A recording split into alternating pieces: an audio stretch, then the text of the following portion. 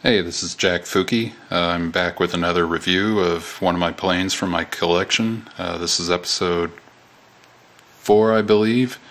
Today we'll be looking at the Herpa 1/500 scale Lufthansa Boeing 737-100 with the registration number D-ABEA.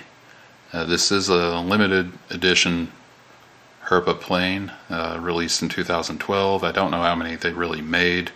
I know my database on Wings 900 doesn't really say how many. I think it just says it's limited. So anyway, it's in the experimental colors. I know it's experimental because of those little black squares there. It's actually a full square, like 2 white, 2 black squares. That's what that indicates, that it's experimental. But anyway, it's one of the first 2 Boeing 737-100s to be made. I guess overall in the Boeing 737 family, it's one of the first 2 ever made. The other plane is there in the background. Herpa did put one out last year, 2012, in the Boeing colors, and I just haven't gotten around to getting that one yet. So when I do, of course, I'll probably review it. But it's basically the same type of plane as this, just it's yellow and brown.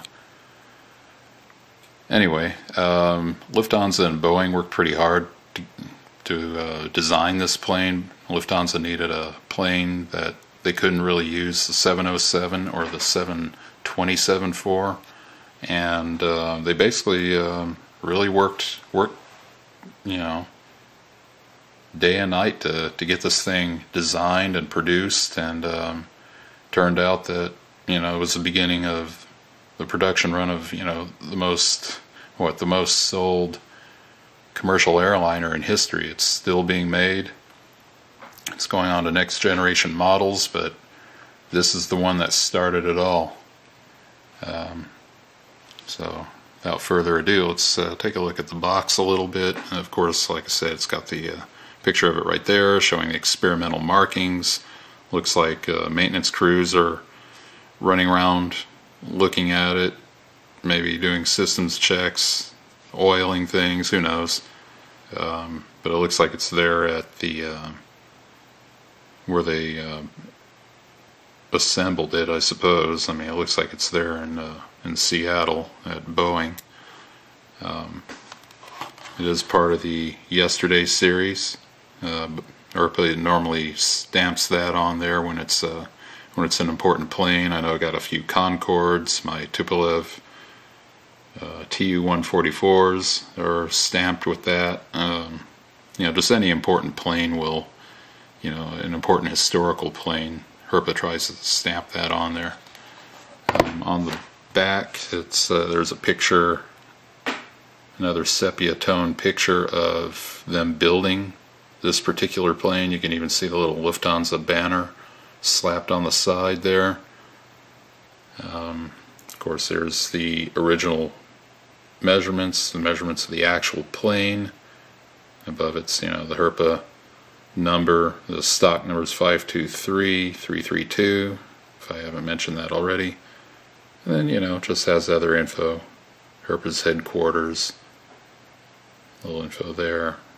Boeing manufacturing, you know, licensed product, and, you know, what have you.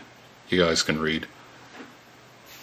Anyway, throw that over my shoulder, and there's the actual plane.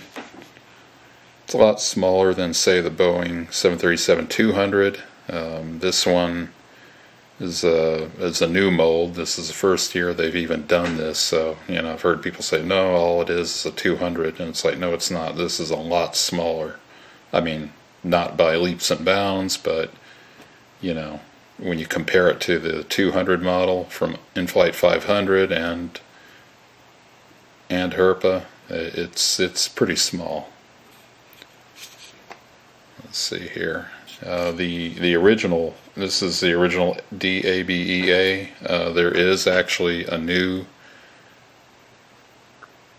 Lufthansa plane with that on there. It's not really a new plane, but it's 737-300 that carries that same registration.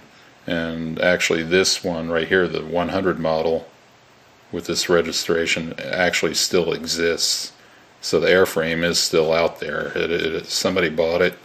I don't know if Lufthansa is going to try and get it, maybe put it in their museum, but you know, that would be pretty cool if they do that and restore it. Either that or Boeing can get it. I think Boeing actually got the other one, the first one that was produced, and they've got it restored. That's the plane right there. Oops, it doesn't have a balance issue. It's just for some reason I think this is the mat is a little angled. Up there at the top, you can see that it has the 1960s Lufthansa logo. It's got the West German flag, and then above that it says EA, as in ABEA. They put the last two letters on there. Again, it's got the two JT8D 7A engines.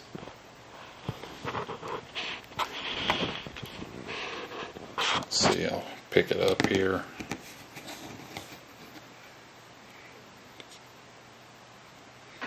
Pretty good landing gear detail. It's got the chrome belly on it. Of course, it says Herpa stamped right there in the middle, which is totally inaccurate because you know it doesn't have it on the real plane. But yeah, you can see the silver window frames, which is nice. You can see them on there too.